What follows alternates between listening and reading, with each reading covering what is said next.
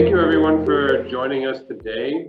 We're here to learn about the Westbow REIT, and I'd like to welcome Marcus, who will be teaching us about this investment option, why it might be a fit for your portfolio.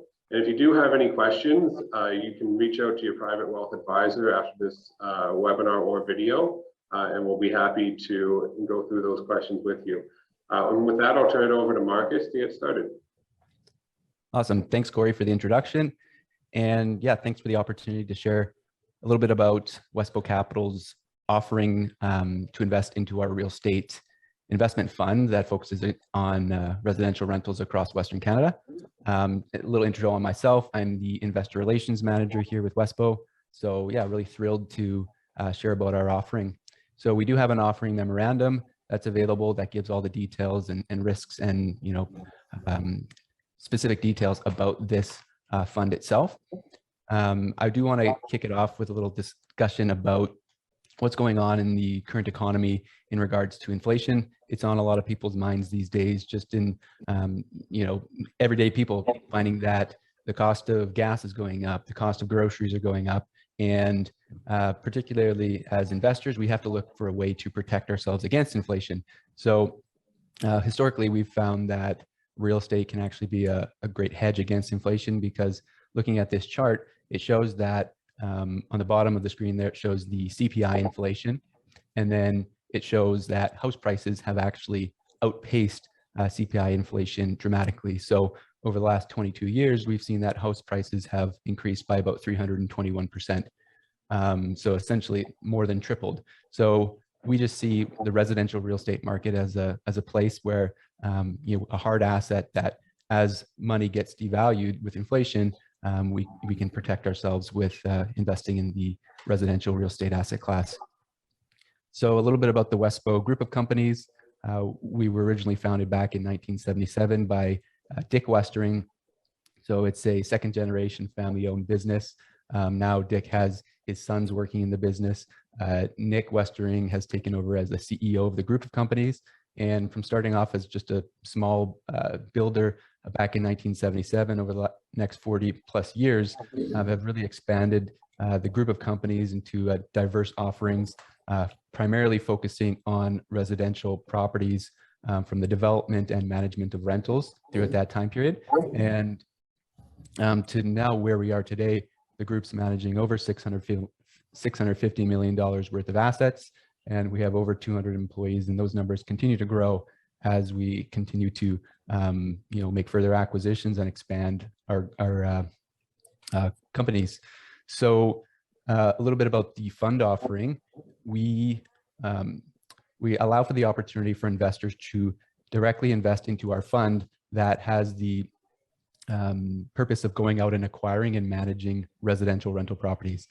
So that's kind of a mix of apartments and townhomes, and also homes that are developed by Westbow Construction.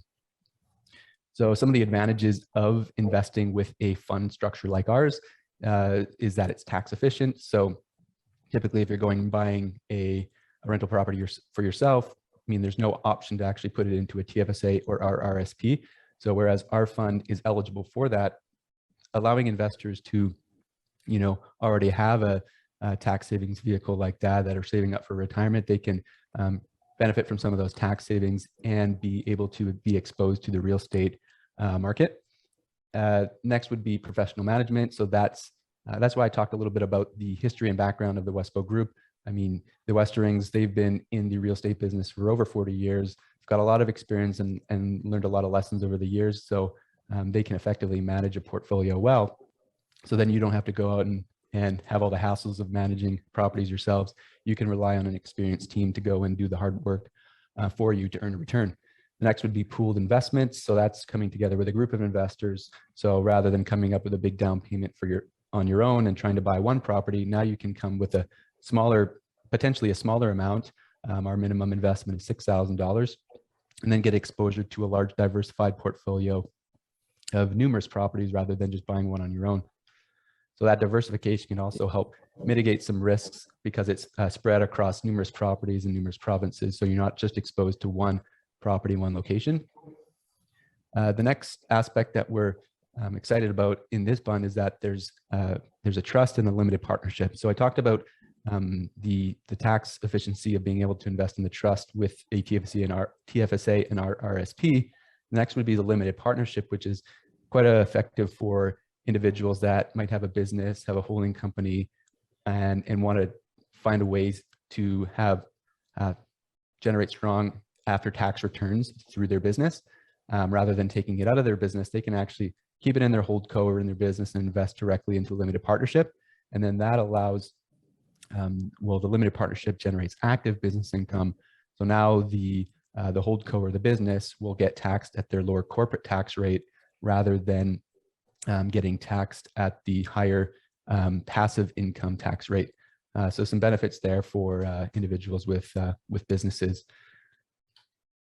So the reason why we like residential real estate and focus on that asset class within our fund is because we've seen over the years just the resilience of residential real estate. I mean, there's, when you talk about real estate, there's numerous different types of sectors that you could focus on, from office space, retail, industrial, and residential. But we found that residential just performs in the up markets, and it also can be resilient in the down markets as well when there is a recession. And I mean, that really boils down to residential real estate being a primary need. People might cut out some discretionary spending and, going to the mall and things like that. I mean, particularly during the pandemic where, retail real estate took a hit, and also people couldn't work from the office. So office space took a hit as well. So whereas, residential being a fundamental need, continued to perform well. And we've seen some of that, those facts historically as well to support that, particularly in this time when, the facts of people think that, it looks like we might be tipping in towards a recession. So people are wary about where they want to place their money and be able to hedge against inflation, but also make sure that they're not losing wealth, but they're growing their wealth even during a recession. So the charts here show that on the bottom left, that rental rates have trended upward steadily since back in 2006, this chart goes back to. And notably looking at 2008, which was the last major recession, rental rates didn't decline. They continued to trend upwards. And then looking at vacancy rates as well, on the bottom right of the screen there, talks about the average vacancy rates across since 2000 has been about 2.7%. So once again, looking at 08, there wasn't any significant increase to vacancy rates. And as a comparison, as a lot of people think, you look at the US market as being a very strong market to invest in. We can see that the Canadian market has lower vacancy rates overall than the US market. So which is why we've really enjoyed participating in the Canadian market. When we talk about markets, we want to specifically look for areas and be selective in where we invest to mitigate risk and to make sure that we're, can find places that we're going to have tenants and can generate strong rental income and appreciation potential. So some of the factors we look for is a growing population, employment growth, and diversified industries. The main reasons for this is because really we're in the business of having tenants rent from us, right? And people are going to typically migrate to where there are jobs. So if there's there's more jobs in an area and there's increasing number of jobs, people are typically going to move to that area, which then creates an opportunity for us to, well, that's going to create more demand for housing, and allows for the potential for more pressure to push up rental rates and push up values of properties. So that's why we focus on employment growth, because as a result, there will likely be growing population as well. So that's another factor we look for. But then the last thing that's important is looking for diversified industries. We don't want to be in one city where it just has one major employer or a major industry that really drives the economy in that area. Because if that business or that industry takes a hit, all of a sudden there's going to be people that are laid off and they don't have jobs. Now they can't pay for their rent or they can't afford to live in that area. So now you're going to have increased vacancies and people moving out of the area. So those are some of the key factors that we look for to make sure that we're mitigating risk and investing in strong, stable locations across Western Canada. So some of the distinct strategies that we look to make when we're making acquisitions First of all, being our design build synergy. So part of the Westbow group of companies, we have Westbow Construction, and then our fund that focuses on the management of rentals is called Westbow Capital. So they operate synergistically, where Westbow Construction can go and develop purpose-built rentals and then sell them directly to Westbow Capital to manage as rentals. So that synergy is created because now the fund can purchase properties at a below market value because, as the developer, Westbow Construction, if we were to sell that to a third party, we would have had to account for adding extra costs for marketing fees, holding costs, and realtor commissions. But since we're selling it to a related party, now we can save some of those costs and essentially offer that property at below market value to Westbow Capital, the fund, to manage. Next would be renovate and reposition. So that's simply going and looking for older, outdated properties. There's a lot of properties across apartment buildings across Western Canada that are very well built, through the 70s and 80s, but they're a little bit outdated, and the interiors have old flooring and old countertops and old cupboards and things like that. So if we can go in and utilize our construction experience where we can upgrade some of those items, that will then attract a tenant that's willing to pay a little bit more pay a little bit more on rent. And as a result, the way these multi-family properties are valued is typically based on how much income they can generate. So if we're able to increase rent, then as a result, we would likely be able to increase the value on the properties. So that's one of the focuses is the renovate and reposition strategy. The next strategy would be a reposition and refinance. So going back to that concept of increasing rents and increasing income on the property, by doing that, we're able to, we look to increase the value on a property. So by doing that, once we go in and increase the value, we go and do a refinance on that property. And then as a result, we refinance it at a higher valuation and are able to extract and pull out some of that equity that we created when we increased value. So, and that can be just done through making operational improvements. For example, if we acquire a property at, an occupancy rate that's, not as strong as it could be, and we go improve that, as a result, we would look to increase valuation that way. And I'll give an example of that a little bit later on here. Last strategy would be new acquisitions. So that's targeting properties that are in good locations, that are, maybe built in the last 5, 10, 15 years, that aren't really outdated, that don't have a lot of upgrades required, but they're just in good shape, good condition, and that are already generating a strong income and have the potential for appreciation. So I talk about operational improvements in that last slide. And here's a little bit of an example about a property that we acquired in our last fund, just to give you an example of how we go out and make those improvements.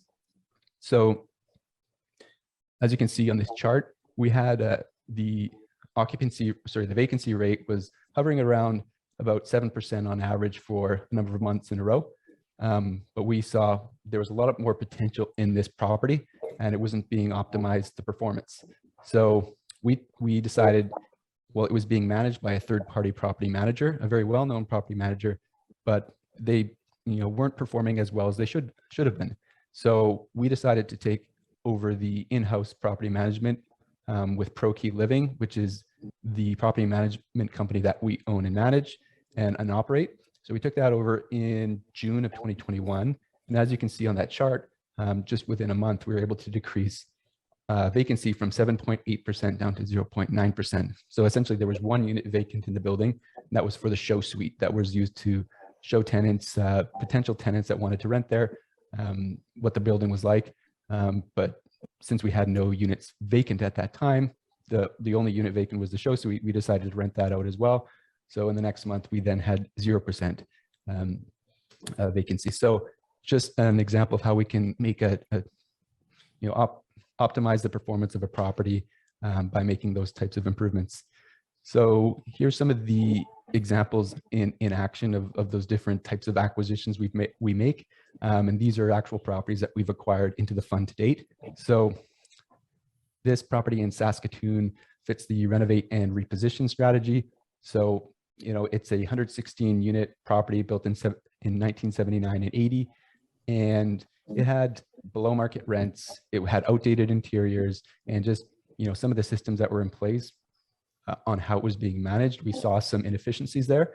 So by acquiring it, we then implemented, like I said, we noticed that rents were below market. So without even having to go and do upgrades right away, we were able to bring them up and increase rents by about $200 to $250 per unit, depending on the size and layout of the unit, and increase that. So when you do that across multiple units, that adds a significant amount of income on a 116 unit apartment building. And then there's still opportunity to further increase the revenue generated by making some upgrades and doing light renovations on the interiors, because like I said, they were outdated. The next property here is the reposition and refinance strategy. And this is a property we acquired in Edmonton in December of 2021. So it's a 144 unit townhome project, and we really liked it. It's a little bit outdated. So there's an opportunity to do some renovations on the interior of units. There was an opportunity to, we're implementing a $75 rent increase on the property in an attempt to increase income and thus valuation. And yeah, we saw that there was more demand for individuals that wanted a little bit more space, particularly during the pandemic. So there was more demand for this type of townhome rental product, and with more land associated with this type of property than typically a apartment building that has more units, more density essentially. This property, we just saw there's more land associated with it, and land is typically the thing that appreciates in reality, because the building itself is usually what depreciates. So by acquiring a property with more land, we saw the potential for more appreciation over time. So we're really happy with that acquisition. Here is one of our latest properties that we acquired that fits into the category of new acquisitions. This is also in Edmonton. It's a 236 unit apartment building, or it's 3 buildings overall. It's in a great location, and just with the amount of supply in the area of rental units, it's a little bit undersupplied for the amount of demand from people living in the area and that are migrating to that area. So we see that upwards pressure on demand kind of being able to increase rents, because when we acquired it, it was also slightly below market rate rents as well. So there's opportunity to increase rents based on those factors. So here's some of the properties that are in our pipeline to acquire. These are both properties that fit the category of design build synergy. These are both being built by Westbow Construction. So the first one on the left there is 46 unit townhome project that is currently under construction. It's just outside of Saskatoon. So Westbow Construction's done a number of projects in that area, so very familiar with the area. And it's just a very stable cash flow market. And the fact that it's brand new product and we're building it up to our standards, that enables us to, essentially have low maintenance on the property because it's brand new, and we'll be able to sell it to the fund at a below market value. The next property there is in Chilliwack, British Columbia. It's a small acquisition that is already built, and once again, being in that Chilliwack, BC area, which is where our head office is actually located. We've done numerous developments in that area, so we're really familiar with the area and have local presence here for managing the property. Just being able to get into a market that has historically been a very high appreciation market. We're really excited to be able to acquire that at a below market value as well. So some of the return drivers for this fund itself is, one, the equity growth, and that, we can get instant equity increases by acquiring using that design build synergy, and acquiring below market value. That can be an instant equity growth and a win for investors right away. Next would be debt reduction. So we put mortgages on the properties, and then we have tenants in place to pay us, that then enables us to pay the mortgage. So over time, we'll reduce that mortgage balance over time and increase our equity position, which can then be realized down the road when we either sell the property or refinance it. Third, a big focus for this fund is positive cash flow. So we're going in markets across Western Canada where we can find properties that have a very high cash flow, partly because we want to be able to manage risk and downside protection. So For example, if we have increasing vacancy rates or if interest rates increase, then if we have a high cash flow property in place, that enables us to weather a storm and still be able to make our mortgage payments and cover all their expenses and still be able to cover any distributions that are owed to investors. So that's a really big importance for this fund is that positive cash flow. Lastly would be asset appreciation. And this is always something that we view as kind of that bonus on top of the return structure. So that's really somewhat out of our control, is the natural market forces pushing real estate values up in value over time. So that's another factor that can contribute to the returns. But we also want to look for what we call forced appreciation. So going in and utilizing our construction experience to go and do renovations and find ways to increase income and increase rents on the properties, but also make management improvements through the operations by reducing vacancy rates, and then just forcing the value up over time so that we can really optimize returns for investors. So the projected returns for this fund is that we are targeting a 9 to 12% annualized return, and inclusive in that total return is a 60 cent per unit targeted annual distribution that is paid monthly.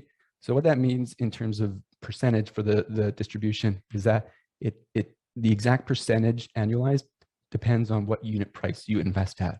So for example, on a 60 cent per unit, on a $10 unit, that equals a 6% annualized distribution. So I'll go into the next slide here, which talks about the unit price at the moment. But just a last note on the distribution component is that you have the option of taking that out as a cash distribution, or actually utilizing what's called the DRIP or a distribution reinvestment plan, where you can actually reinvest your units over time, or reinvest your distributions back into the fund. That accumulates more units over time and helps compound your returns over time. So the fund is structured as a private open-ended fund. I talked about the issue price. We are currently issuing units at $9.90 until the end of June. And then in July and August, it will be at $10 per unit. And then after that, we will be calculating the unit price after that. Don't have it at the moment, but that will be updated along the way. I talked about the distribution reinvestment plan.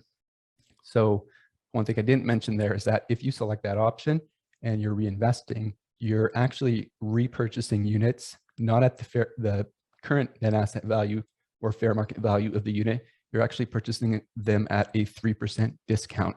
So yeah, that actually helps you accumulate more units over time by doing it in an efficient way, by getting that discount every time you reinvest units or reinvest your distributions. So the minimum investment for this fund broken down into two sections. I talked about the trust and the limited partnership. So the minimum investment into the trust is $6,000, and the minimum investment into the limited partnership is $100,000. So yeah, I want to thank everyone for attending and listening into our webinar today. So I'm just going to turn it back to you, Corey. Thank you very much, Marcus. That was a great presentation. I really appreciate your insight into Westbow group of companies as well as the Westbow REIT. And if anybody has any questions about this offering, please reach out to your Raintree Private Wealth Advisor and understand if this might be a fit for your investment portfolio. Thank you very much for joining us today. Thanks, everyone.